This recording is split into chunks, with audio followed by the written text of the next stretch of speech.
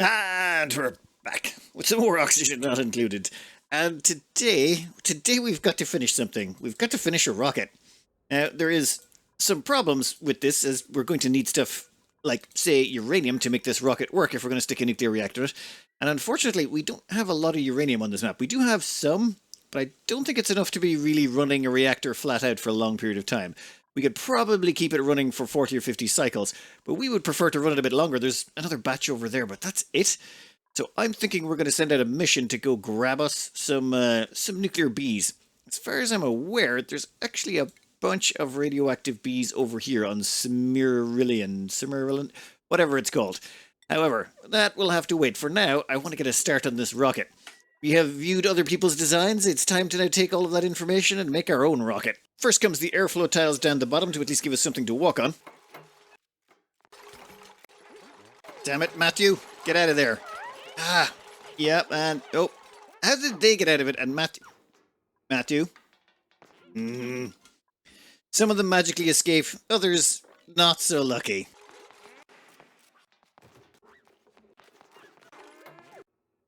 One little side project we need to take care of is sealing in the research reactor inside our capsule.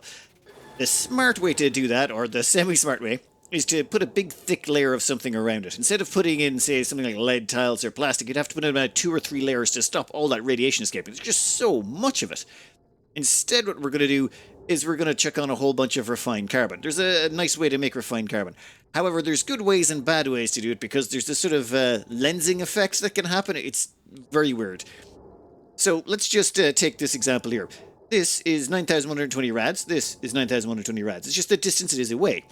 Now, if we were to, say, grab 6,000 kilos of refined carbon and we were to paint it in right there, boom, we have stopped that radiation from getting through. However, there's a weird other thing that can happen. If we, say, paste another 6,000 kilos right here, suddenly it all comes back and we're back to 9,120 rads. Now, the exact mechanics behind this are a bit... You know what, let's try this. We're going to put in 3,000 here and we're going to paste it back in. And you'll notice the rads have dropped to 1,224 as opposed to 9,000. So by putting in less refined carbon, it's actually gone down. Now, all we've got here is theories as to what's actually happening here. But the simple way to look at it is, if you see you put in about 2,500 kgs, actually 2,545, we'll just actually sample that area. And we will paint that in there. And it drops hugely. What's going on here? Well, it turns out, if you block this off with just exactly enough to give it 100% radiation resistance, as in radiation blocking is 100% at this amount, it works just fine. And you can double, triple, quadruple layer it, it doesn't make a difference. No radiation will escape, it's grand. But if you start going above that, say, let's just go up to 3,000, and we start painting that in, the first tile will be fine. Putting in the first tile is grand, but the moment you double it up, rads start to leak out because we've gone beyond the 100% mark. Theory is what's going on is it's an integer overflow or something along those lines. You go past the 100% mark and you double it up and it's sort of like switching it on and off. You can't actually make the radiation any stronger, it seems. Well, from what I've been testing here, all you can do is basically turn the radiation on or off and you can reduce the amount going through or not. This is just all sorts of weird. For example, we've reduced the rads here by putting in a couple of 3,000 kilo tiles and we've got it down to 164 or so rads. However, if we say stick in a big 99,900, that blocks everything, then we put another tile and suddenly it's right back up to where it should be, which is 7,680. So I don't know exactly what's going on here, but I do know that all we have to do, build about 2,545 kilos of refined carbon in the correct locations. And if we do that, it doesn't matter what we put after that or what we do, we should be able to block everything. Let's just put that there. That can go there. That can go there. And you'll notice that even if you have 1 or 2 or 3 tiles, it makes no difference. We've blocked all the rads. If we go higher than that, we have problems. If we go lower than that, we'll have problems. So let's just stick to the 2,545 or whatever it was. This is how we're going to boil ourselves some coal. We take the coal and we heat that stuff up until it's about, I think it's 250 something degrees. Give me the properties there. 276.9 degrees. Once it hits that melting point, the coal will turn into refined carbon. And with exactly that much refined carbon in that spot, we can block out all the radiation from the reactor we're going to stick in here. However, heating up 2.5 tons of coal is hard. That's a lot of mass. You've got to dump in a lot of heat, and using a metal refiner, you could do it. It'd just take a long time. Instead, though, we're going to use a liquid tepidizer. However, there's two other problems we face. One is the thermal conductivity barrier. You see, we've heated this thing up to about 80 or 90 degrees. Tepidizer has problems going above that. In fact, let's just turn on the tepidizer now. If we go into our automation, we can click on this and say if the temperature is below, we want to say 300 degrees. Actually, 305. Below 305. Turn on. Unfortunately, it can't go above a certain temperature, so it's just going to sit there. Anyway, that is a problem we'll solve in a second. The second one is this stuff in here is sitting on top of tiles that are very, very hot. However, the temperature's not going up very quickly. You notice that some of this stuff is a little bit hotter because it came in hotter, but by and large, the temperature is moving incredibly slowly. So let's say take this one here, the one right underneath. The coal in here is at 34.3 degrees and very, very, very slowly rising. If we were to go up here, though, and say, hey, why don't we just chuck in, I don't know, a bunch of petroleum. Grab some petroleum, chuck it in there. That petroleum will fall in there and it'll roll down to this section. We only need about 30 or so kilos. We want to create a liquid membrane that'll going to connect with these storage bins, which will help dump the heat into them and cause the temperature to go up faster. There we go. And you know what? That's enough for now. We'll stop you. Then what we can do is most of that oil is going to flow down here. What are you at? Oh, wow. Actually, not a lot got down there. I think we need a little bit more. While we're waiting for that more, you can see that the coal is now actually going up at a reasonable pace temperature. It's actually going up fairly fast. And the temperature in here has gone down from 90 to about 86. That's because it's dumping all that temperature into the coal that's around here. It's going to require an enormous amount of heat to make this like 25-ton refined carbon cap. 200 kgs, perfect. I was losing a little bit because I had a wrong tile in. Yeah, that's perfect. We'll keep the rest. Then what we can do is we can deconstruct both of these. We don't need them. From what I can tell, either having the debris lying on top of the tiles submerged in liquid or having them inside smart storage bins, it results in the same thing. Now, one other thing we want to do is drive up the temperature in here even higher, which is why we've used a steel tepidizer. It can go up to 325C. However, this thing will shut off at 85 automatically. It doesn't like going above 85 degrees. However, that's where automation comes in. And we are just going to, well, straight up cheat, because of course we are. You come down. Let me see, was it this way? No. I remember now. You come down there. You go up here, and you get snipped here. What's going to happen is, due to this thing being a memory toggle, this is going to send an automation signal, reset the toggle so that it switches to red. Unfortunately, this thing will switch to red, but then it immediately switches back to green because it keeps getting a green input. So it just keeps flipping on and off, on and off, on and off like crazy, which means the tepidizer ignores the whole on-off thing and just keeps going and going and going, driving the temperature up even farther and farther and farther. You can use this to do some truly horrifically broken things. Like, do you want infinite power? You can use this to get a liquid above boiling point so that you can run steam turbines forever. And the amount of power you get out of this is from the steam turbines is far more than the amount you put in actually running the tepidizer. How much are these tepidizers? 960 watts. Okay, they're not cheap, but they're definitely, you can run an awful lot more steam turbines on these than you need. And you can just build more and more of them. However, I think when the game restarts, these things break, and you have to actually do a manual reset on them. But, yeah, this is one of the reasons I avoid them. They're very exploitative, in my opinion. Right, one thing we will be doing, though, is we're going to... I want to sort of brick this off here so that we can put in more petroleum on this section.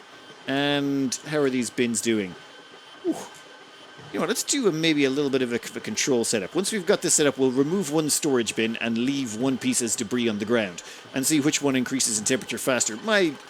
From previous testing, I think it'll be pretty much identical. I think this is done well enough. We've got this at 52.9 and this piece of coal is at 50.3. So this thing's about 3 degrees behind. So this piece of coal is 3 degrees behind the piece of coal in this smart storage bin. And then we'll just leave them to it. This is set to 276 now, because I don't want any of these turning into refined carbon just yet. I want to get them to just below it. And then what I want to do is rip out all of this junk so that when they do turn into solid, refined carbon pieces, there's nothing behind them to be submerged or anything like that. Well, except for the piping, the conveyor belts. Also, is there any gas piping? No. Any automation we need to worry about? No, I think we're good on that front. So all we need to really worry about is the piping and the conveyor belt. Excellent. So we'll just leave that there for a bloody long time, actually. That's going to take ages. Reason being is just the temperature exchange is so slow and the sheer mass. It's just going to take forever. So I think in the meantime, we might go and hunt ourselves down some bees.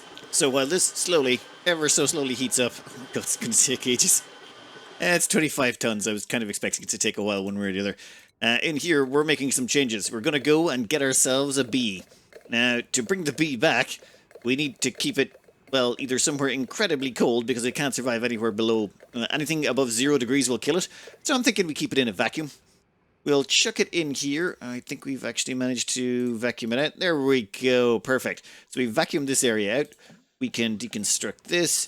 Then when we get to the other side, we drop off the bee in there, deconstruct the critter drop off, and then fly back. We just got to make sure we bring enough stuff with us. And how is this looking? Yeah, you can dump off that stuff when you get into space. After a little bit of a rethink, I realized we needed to get 2 duplicants to the other side, so we had to put in 2 cots, 2 dining tables, and we're going to have to make sure we carry enough food to keep them going. And the reason we need 2 duplicants is, well, we got to land 2 trailblazer modules. We don't have a landing pad on the other side, so if we want to land, we got to land 2 trailblazer modules, deconstruct them, and make ourselves a landing platform so we can land this thing. Should be reasonably doable, and you can come down, I think, 1 more notch. Perfect. And fuel-wise, we have petroleum on the way. How is that? Oh, yeah, some of that petroleum is definitely getting burnt off. You know what, let's just cut off the petroleum generators for a minute. There's no need to have them active. We can dump all of that into the rocket. Once the rocket is full, we can pick 2 sacrificial duplicants to go on the way. This is going to be slightly risky. You see, we're going to get them to bring 2 atmosuits, and then sort of wing it on the other side. If they've got enough oxygen in the atmosuits, we should be able to go down and grab a bee. We just want to go there, get ourselves a radioactive bee, dump it in that section, and then bring it home immediately. So we don't need a lot of resources here. Just say about 10 kilos of food. Ooh, a whole bunch of oxalite as well. The team is assembled. We have Whoopi 14 and Yes Bose. And this is a very, very just jerry-rigged sort of setup. What we're going to do is unequip their suit. And this is the second time I've had them do this, because the first time the atmosuit only had 3% durability left. Now that has how much oxygen left in it? 72 kilos of oxygen in that one. This one has 71 kilos. And they've got enough durability that when we get to the other side, they should still be able to use them pretty decently for a while. And now it's takeoff time. We are going to change your trajectory. You're going to head over... you can't land. 2 tiles. No matter what way we do this, we're going to have to go 2 tiles. I prefer the straight line looking one. And this is what the rocket's going to look like. We're using a small petroleum engine. We don't need anything fancy here. Then we've got a solid oxidizer with 225 kilos of oxalite. You need half as much oxalite as petroleum. You need equal amounts of fertilizer as petroleum. So fertilizer do, but actually fertilizer is harder to get your hands on than oxalite. Well, depending on what way you're playing, I suppose. We've got 2 trailblazer modules and a little bit of solar going on. Let's launch this sucker. Begin the launch sequence, please. And off you go. Excellent. Now, well, that's on the way. Let's have a quick check in here. How we doing?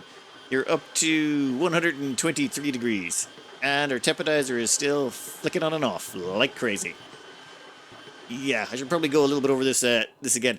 This is just turning it on and off, on and off, on and off. And because of that, the liquid tepidizer, for some reason, always starts. Once you turn it on with an automation signal, it starts heating up the liquid. Even if that liquid is hotter than the 75 degrees it's targeting. Or sorry, the 85 degrees it's targeting. So you sort of keep flicking it on and off, on and off, on and off constantly, and it's done. That's pretty much it to try and grab it up to temperature, and then all we have done is hooked it up to a temperature sensor. This is just going to keep going and going and going. In the meantime, we're going to go check out this other planet. We have hit orbit. It's time to get the duplicants loaded up. All right, what's their schedule looking like? You are... Ooh. You know what? That's enough work time. You can get some stuff done today. Well, like, they're right here. I would have preferred if it was just as they got out of bed, but not everything's perfect. All right, you two. It's time to get you loaded up into your suits. Whoopee. And yeah, I suppose. Perfection. Now that you're loaded up into your little gear, we're going to go out here. We're going to select a duplicant. Whoopee, I would like you to deploy. Ooh. This is our first look at the planet. Can anyone see any bees? Any bees at all? Let me explore. My preference here would be either this section or this section, as deep down into the asteroid as we can possibly get. However, bees only survive below 0 degrees. This looks like it's got melted, so no. This place over here, however, looks still pristine and frozen. So, let's land you right there. And then we're going to land the other one. Yep, suppose you are going to land down... Hey, pause please. Where can we fit you? Oh, come on. Well, does that actually work? You know what? I'll check back on you in a second. For now, we gotta deconstruct this sucker. You, deconstruct that. Immediately. And that... Oh! That actually worked. Okay, deconstruct that, please. Good job. Now, do we see any bees? No, we do not. Damn it. Okay, that means we're going to have to start digging. That is mildly problematic, but it's not the end of the world. Let's pick out a plan here. Right now, we don't have much choices, so... Oh, damn it. How did I manage to isolate us up here? You know what? Take out that ice while you're there. Perfect. Then we can track down a rocketry landing pad so that we can bring down our base. You can go... Oh, actually, how tall is that? Oh, there's plenty of space. We got all that space in the world. Right there? I think right there is probably better. Also need to get our hands on some ladder segments. What have we got for that? We have mafic rock. That will do. Yeah, we're going to want you to start building that ladder while you're here also. And somehow you've managed to trap yourself. That's wonderful. Just dig that down. Wait, we'll put another ladder chunk right there, I suppose. You should be able to hop up onto that. And we're probably going to need even more mafic rock. God damn it. We are almost done. Perfect. I want you to land here. And you, I need you to get out of there. We also probably want to dig it down a bit further. We're going to go with the digging method. Why not? That'll get you in there, that'll get you down one tile, and then we can access in this area, walk through, and hopefully get a better idea of what's over here. Then we're going to want to break over this direction. We want to explore this asteroid as quickly as possible and go as deep as possible. We're on a very we're limited in how much oxygen we've got to work with. This is going to go very problematic if we're not careful. Stop hopping and clapping and get out of the way of the burning exhaust. And we've melted a bunch of that. Well, that's great. Missing resources. Yeah, we're going to need you to put that down, otherwise we can't get into the rocket module. Perfection. Schedule-wise, we are looking at 3 downtime blocks. Perfect. Let's see what we can do with the time we got left. After a hard day's work, the duplicants are going to head back with only this much digging done. But it's fine. Tomorrow we're going to dig just about straight down. I figure once we get to about here, we should have enough resources or material harvested that we can put some ladder segments down. No, we'll have to start deconstructing tiles and hopping and this is going to be a little bit slow. We just have to hope we've got enough oxygen inside the suits. You there, I want you to unequip the suit. How much we got left in that? That atmosphere durability is way down. We got 39 kilos of oxygen. What do you got going on? Unequip that suit, please. 75% durability, much better. 38 kilos of oxygen. Yeah, we're going to have to be real careful about this. Time to get these two Muppets back into their suits. Which one of you is set to be the digger? I've forgotten. Hopefully we can get through this pretty quick. It's all mud and slime and dirt and stuff. I mean, how hard can it be? And once we get through the last of this abyssalite, the other guy can start helping out as well. Let's do this. And why are you digging that up? We don't care about the muck root. We're just here to get through this as quickly as possible, people. And why do we have no ladder components yet? Do not trap yourself up there. Try not to do anything more stupid than normal. Regular stupid is fine, but excessive stupidity will be frowned upon. Sedimentary rock. Perfect. That is excellent ladder material. We are going to need that. We're also going to need that and that. Come on, come on, come on. Let's hurry this along. Oh, and that ore. Cobalt ore is good because what we can do is... There's actually some oxygen in here, isn't there? Yeah, there's a little bit of oxygen, but I think there's more oxygen down here. So once we break into this oxygen, we might be able to dump the suits for a bit and just stretch our supplies a wee bit. Well, that will slow us down. They are cutting through this at crazy pace. What we're doing is we're just sort of zigzagging through this. It's one of those ways of doing it. Unfortunately, it would be a lot better if there wasn't just polluted dirt and muck everywhere and we could depend on these to be solid tiles. So we have to replace these tiles with, well, a ladder segment. But I think we found the radioactive biome. There's uranium ore. We just need to get a little bit deeper. All we gotta do is find just one bee, and then make sure we don't flood the bee and kill it. That would be preferable. What are we at on the schedule-wise? Time's running short, but it's fine, we're getting closer. Well, looks like they've run out of oxygen in the suits. They have to go up and gasp now every so often. This is going to make things more interesting, but they're still protected. I was worried they were going to end up dead. The thing is, they've changed the gasping mechanics now, and they need oxygen to survive. If you keep them in a vacuum, they will die. So they now have to wander back and find some oxygen somewhere, or what's the schedule looking like? Oh, they're actually heading back up to base. Great. Don't worry, once you get up there, we'll get you to take the suits off. Buggery. It's going to slow things down, but I think they'll still be fine. I think we can still do this. We just got to make sure we don't destroy all of our bees when we get there. We are back down here, and there's our beta hive. Just got to make sure we don't flood it. So I need to get rid of all of this water that's here, which means I'm going to try and dig out this section to let it all flow down, and then maybe dig across here. We got to sort something out, though. And why are you sleeping there? Narcoleptic nap. Okay, yep, that's... I keep forgetting that everyone's a narcoleptic and they just keep falling asleep all the time. Hey, come on, chop that wall down. Well, I think that's the end of the day for this crowd. They're going to have to go back up to the rocket, and tomorrow should be our final day. We're just going to dig down here, and that'll gain us access to... Oh my god, there's Saturn traps down here. And the Saturn traps have eaten all the bees. It's okay. There'll be more bees along. There'll hopefully be one tomorrow. And what's the temperature like down there? Minus 48. It's plenty chilly.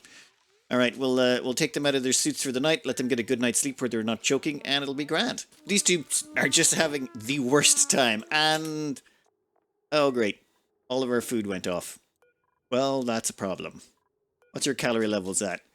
We can get you some bad food? Oh, that's just not good. Hey, what are you at in terms of stamina? Are you nearly ready to go? Okay, once your stamina level is sorted out, we're going to send you all out, and we're going to have to actually start picking up, the stuff we found lying around the place. So, take it all. Grab everything you can find lying around the place, because you're going to need the food. You know, this whole gasping for breath thing, come on, do it, stop. We need this nuclear fuel, or we need the bees, so that we can power our rocket, and our rocket just won't be the same if we don't have the bees to run it. It's just we don't have enough uranium back at our home planet to make enough to fuel our rocket for any substantial period of time, and we want to make sure that this thing's, like, fully loaded up before we send it out. Because we were coming up on the end of this shift, I decided that, you know what? No, we're not ending this now. We're going to, like, let our duplicants stay awake just that little bit longer. They are going to make sure that they get this done. In fact, there will be no sleeping. No sleeping! Maybe after you get this thing wrangled. You gotta wrangle this thing, and then we gotta make sure that it gets put inside the rocket. Once it's in, you can fly home. You can sleep on the trip back. Well, you would wrangle it, but unfortunately there's no oxygen down there, so they have to, like, go back up again. Come on, you got this. You know what? No sleep for anyone. Who's trapped? Just, nope, get down there. Wrangle it. Perfect. Now I need someone to bring that back up to the rocket immediately. Yeah, that's fine. That's fine. Come on.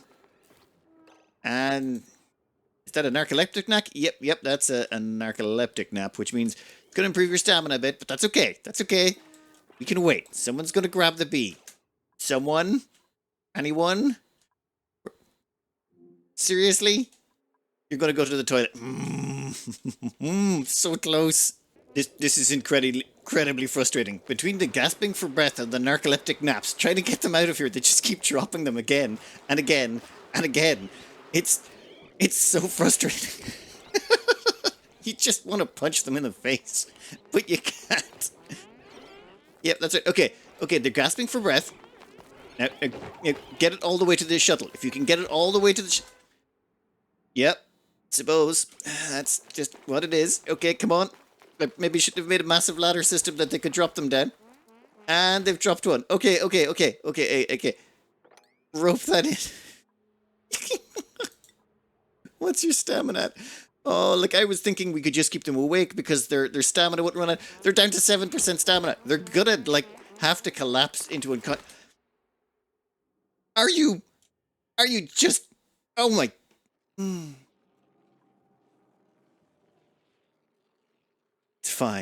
It's fine. I just need to, like, tweak some stuff. Jesus. Right, we've managed to convince, yeah, I suppose, to go grab this bee tiny. Unfortunately, Whoopi 14 has decided to have a bit of a nap. And this bee tiny is about to die. And no, never mind. Whoopi's got to gasp for breath again. Okay. Wrangle that one. Right. Okay. Okay, now, can you grab it? Can you? What? What are you doing, guys? Oh, yeah, they're going to take a nap. You know what? I'm going to leave it till tomorrow. I'm going to leave it till tomorrow, and I'm going to get them to leave the suits behind. They're going to do this au natural because the suits are not helping. Yeah, hopefully there'll be another bee tiny spawned by the morning, because you guys got to go back to the rocket. You're just, yep. And this bee tiny is already at that minus 27. Actually, maybe we can get one of them there. All right, Whoopi's got it. Whoopi's got it. They've got the bee tiny. Now all they have to do is make it back to the ship without collapsing into a narcoleptic nap or running out of oxygen and dropping the bee tiny. Right? Or dropping the bee tiny anywhere in the ship that's not where it's supposed to be. Oh my god, it worked. Okay. Move over here immediately. Drop the suit. Unequip it. That's perfect. Deconstruct that when you get a chance, everyone. That bee tiny. What age are you? You are 1. Once it's 2.5, we got to make sure that thing's out of there. Everyone back in the ship. Crew, back on board, right now. We have Hexen fruit nutrient bars and swamp chard heart.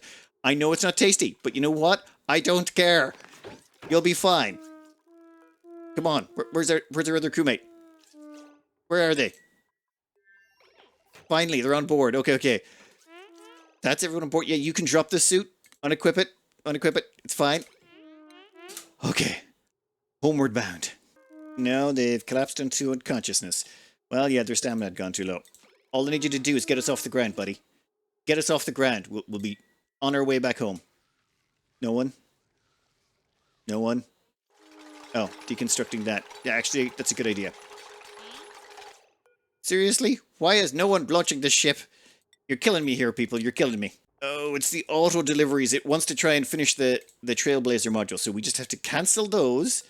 And now they should want to launch the rocket. Come on. Give us a rocket launch. Seriously? Oh, finally. They're leaving.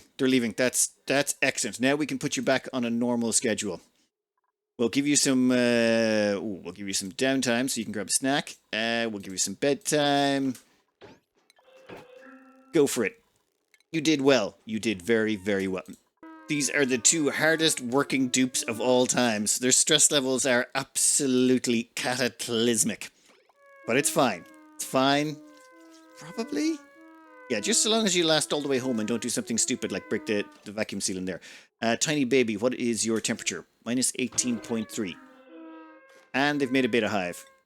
Huggery. Well, suppose that kind of works. Right, well, when that matures, it'll start spawning bee tinies, which we can then move around the place, so it's not the end of the world. Still a little bit weird. Alright, we'll let them home. We'll figure it out when they get back. They have returned, and they have brought with them exactly what we were looking for. Now, you two, before I can let you out, let's make sure you stay crewed for the moment. We better stick you into atmosphere so you can make it back. Yeah, suppose is a little bit stressed. They're up to 54%. Possibly just because they had a really bad time there. I want you to hop into a suit, and then you're going to get back to the Atmosuit docks. Let's see if they can make it all the way back without having to gasp. We've got a much more efficient transport system here. Oh, damn it. Close. You got to the door. All you had to do was just a few more steps. A few more. Perfect. We're probably going to want to stick you on. Yep, you're going straight onto the massage tables. That is perfect. Now, let's see what we got on the duplicant side. Yeah, copper ore. I'm not looking at these anymore. We're just going to take whatever resources are flowing. For now, though, we need to get a place to install all those bees. And along here, this is where we're going to put in our uranium enrichment facility. We might extend this on a bit further as time goes by. You notice it's vacuumed out. It's good to go. All we need to do is make sure all the uranium gets evenly spread out. We're strip mining this patch of uranium here, and we're strip mining another patch of uranium down here. Once both of those are strip mined out, we should hopefully have a decent supply of nuclear bees to go around, and then we can do the refinement. Oh, and over here, when it comes to the actual Spacefarer module, how are we looking on temperatures? 125 degrees. Seriously? You're taking your sweet time here, buddy. Taking your sweet time indeed. Our bee tiny has appeared. The beta hive has matured. It's now going to start producing one bee tiny every cycle. We're going to come in, grab the bee tiny, and move it somewhere else so it can turn into another beta hive. And we'll just keep using that to make more and more beta hives until we've got enough to produce what we need. I think it takes about 3 beta hives producing uranium to run one reactor. We're going to make sure we maybe produce a little bit faster than that. Our next bee tiny has started turning into a hive as well. This is wonderful. We've dumped about a ton of uranium beside it. That way it has something to eat when it wakes up. In fact, we can start deconstructing all of these. There's a ton of uranium ore in each one of these, which will get turned into about 900 kilos of enriched uranium. And we need, that's 90 cycles each of, that's enough to keep a reactor going for 90 cycles apiece. And then we've got 10 of them, so 900 cycles of uranium. And once that production is finished, we should have more than enough uranium to power a reactor forever and ever and ever. And you've dropped all your stuff there. Perfect. Soon. The great thing about these hives, you can expand them so quickly. Now, I don't have to do this manual way. I could just put doored areas and let the bees wander back and forth, but that's just a little bit slower. And right now we want to do this as quick as we can. So we're going to expand these 10 out. Once they're done, we're just going to let them sit there and do what they do best. Oh, we've got our first bee. Excellent. Now they can start feeding the hives. We've got about 10 tons of uranium in there. Should be fairly handy. Now, while that was going on, there was a few things I was taking care of in the background. Namely, it was finishing off this slickster ranch we started ages ago. We only had 1 molten slickter, so the progress has been slow. So far, we're only up to 3 and no eggs yet. But we do have these 3. They're groomed, they're tamed, they're happy, and we should start getting more eggs out of them. This should start the population explosion. Well, I wouldn't say explosion, but, you know, a reasonably fast population growth type scenario. We don't want to grow them too fast, otherwise they'll all die at the same time as well, and you're just stuck with the same problem just 100 cycles from now. That should slowly expand out, and once that's done, we can start phasing out some of these hatches. It's just, oh, and the Sweetles maybe. I'm not even sure why we're doing the Sweetles. I think that was just more for kicks. In the meantime, while we were off gallivanting on another planet trying to secure those radioactive bees, the petroleum here is up to 137 degrees, and so is the coal. Coal's just about there, 136 or so. It's a few degrees behind, or a half a degree behind or so. We still need to wait on this to finish, and it's got to go up to 277, or, well, actually 279 is what it'll take to actually flip eventually into refined carbon. It's just there's so much of it. 25 tons at 0.7 specific heat capacity. That's a lot of heat. I might want to bring in a metal refinery and then just start running the output through here. Maybe that'll help. It's just for now, this looks like it's going to be about another 30 or 50 cycles, maybe more. I'm not even sure. I'd have to run the timer on it. Oh, and over here, 100 kilos of enriched uranium. And here we got 126, 99, 90, 81, 72. What do we got? Oh, damn it. I hit click to B. 72. There's just loads. There's so much uranium. We got another 54 in there, another 54 in there. We have just all the uranium we're ever going... Well, not all the uranium we're ever going to need, but by the time these guys are finished, we'll just have buttloads of uranium. And then what we can do is once our exploratory rocket goes out, we can bring back all the uranium, strip mine other planets for the uranium, bring it back here, dump it into the beehives. They'll convert it all to uranium, and we can just keep our rocket running forever. As for the rocket itself, we've got the bottom layer done.